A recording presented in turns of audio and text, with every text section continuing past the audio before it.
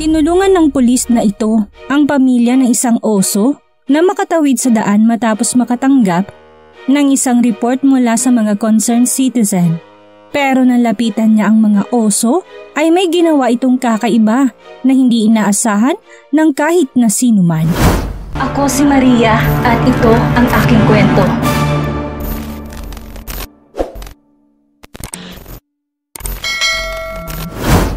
Maaraw ng hapon na yon, ang Carroll Police Department ay nakatanggap ng isang tawag na babaguhin ang lahat sa kanilang bayan. Ang tawag ay patungkol sa hindi karaniwang sitwasyon sa Bretton Woods, New Hampshire.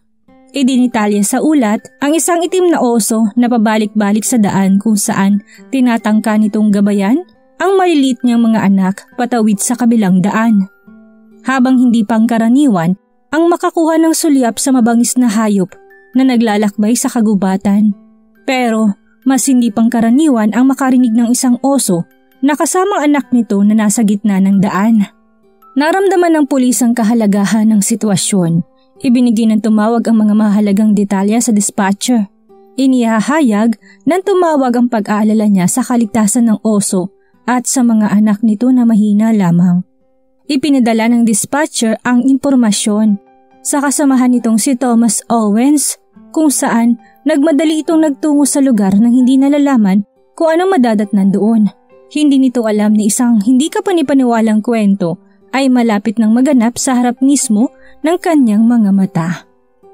Nang makarating siya sa lugar, si Owen ay lumabas sa kanyang patrol car at inobserbahan ang namimighating pamilya ng oso.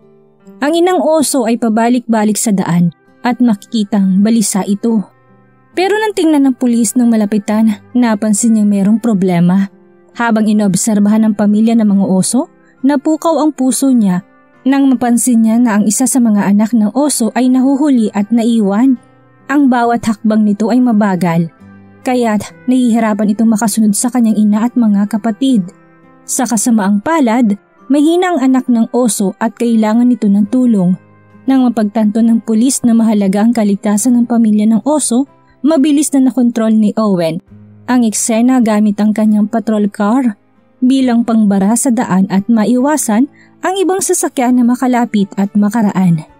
Unti-unting namuo ang traffic sa daan habang ang mga motorista ay mahinahon na naghihintay at nauunawaan ang isang kakaibang bagay na kanilang nasasaksihan.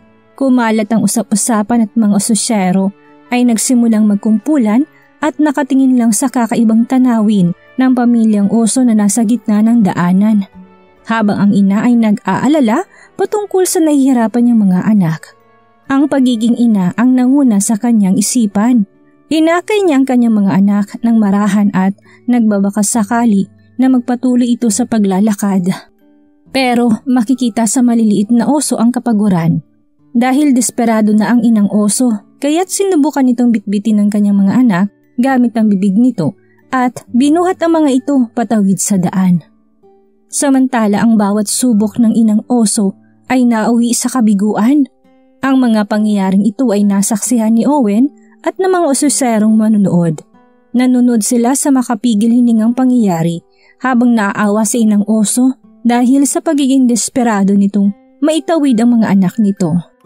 Habang nagdaraan ang bawat minuto, ang determinasyon ng inang oso na magabayan ang kanyang mga anak ang nanguna at matapos ang ilan pang minuto ng pagsubok at pagkabigo ay nakagawa siya ng isang bagay na talaga namang hindi inaasahan.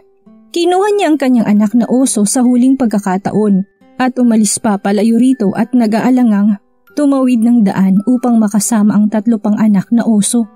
Habang iniiwan ng inang oso, ang nag-aalangan niyang anak, isang pakiramdam ng pag-alala ang namutawi sa mga nanunood habang nagtitinginan at hindi alam kung ano ang susunod na mangyayari. Ang pulis ay naantig sa aksyon ng inang oso. Naramdaman niya ang pagiging responsable ng inang oso sa mga anak nito. Kaya naman, gumawa ng hakbang ang pulis na hindi inaasahan ng lahat. Dahil mag-isa na ang kaawa-awang maliit na oso, kaya't walang pag-aalinlangan si Owen na gumawa ng isang hakbang kahit na alam nitong mapanganib ang kanyang gagawin. Ang pulis na kagaya niya ay sinanay kung paano mag-handle ng mga mababangis na hayop kagaya nito.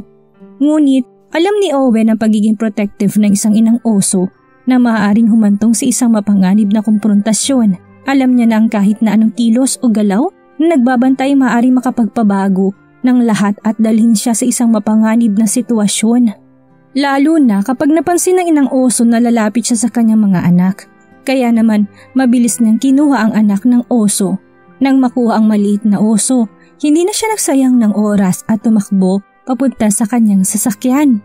Malakas ang kabog ng kanyang puso habang pupunta ito sa kanyang sasakyan. Nang makarating siya sa sasakyan, dahan-dahan niyang inilagay ang maliit na oso sa upuan at siniguradong nasa maayos na lagay ang oso bago niya ito sinuotan ng seatbelt upang makasigurado sa kaligtasan nito habang kasama ang oso.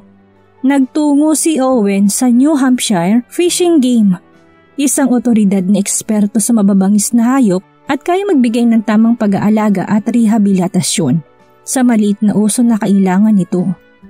Nang makarating, ibinigay ng pulis ang oso sa mga naghihintay na tauhan ng nasabing institusyon.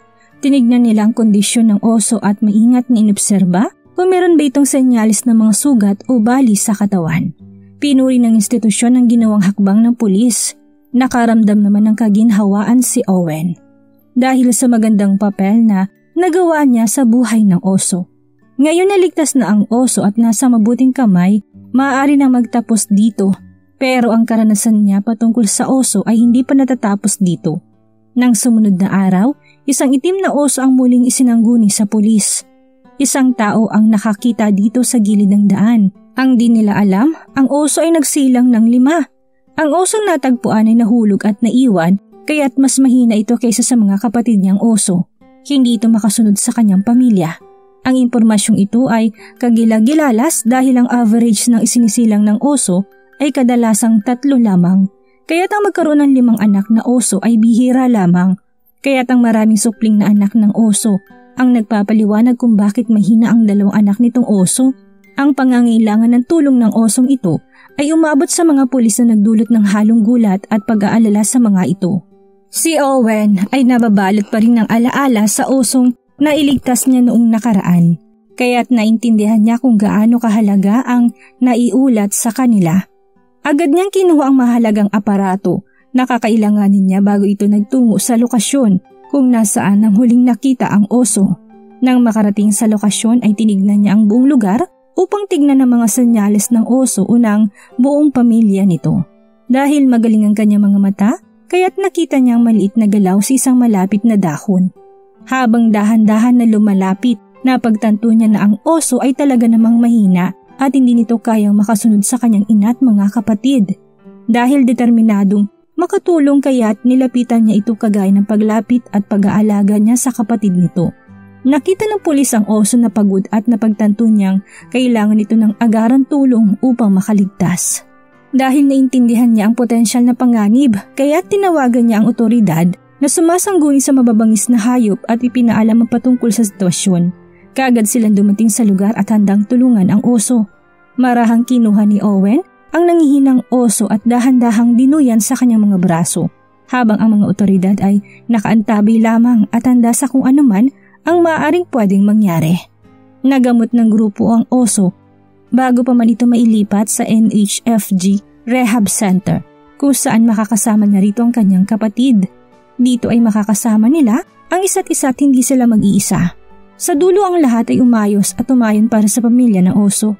Dahil sa dedikasyon ng pulis at ng New Hampshire Fishing Game, ang mga oso ay nakatanggap ng pag-aalaga at suporta na kailangan nila upang lumaki ng malakas at ma-develop ang kailangan nila upang makasurvive. Ang 2 mahinang oso na nailigtas ng pulis ay nabigyan ng pangalawang pagkakataon upang mabuhay. Sa ilalim na pag-aalaga ng organisasyon ay nakatanggap sila ng maayos na atensyon upang masiguradong kanilang maayos na paglaki. Sa paglipas ng panahon, dahan-dahan nilang naibalik ang kanilang lakas. Salamat sa dedikasyon na ibinigay ng mga profesional na otoridad. Ang inang oso ay nakitang muli kasama ang 3 nitong anak. Habang lumalaki ang mga oso at nagiging independent ang NHFG, ay maingat na inassess kung handa ng mga itong pakawalan. Nang dumating ang tamang oras ay nagdesisyon silang pakawalan ang mga oso upang makabalik ito sa totoong bahay nila at mamuhay ang mga ito ng malaya. Nangako si Owen na babantayan ng mga ito't sinigurado na mamumuhay ang pamilya ng osong ito ng maayos. Ginawa naman siyang bayani ng lokal na bayan dahil hindi ka panipaniwala ang tapang nito.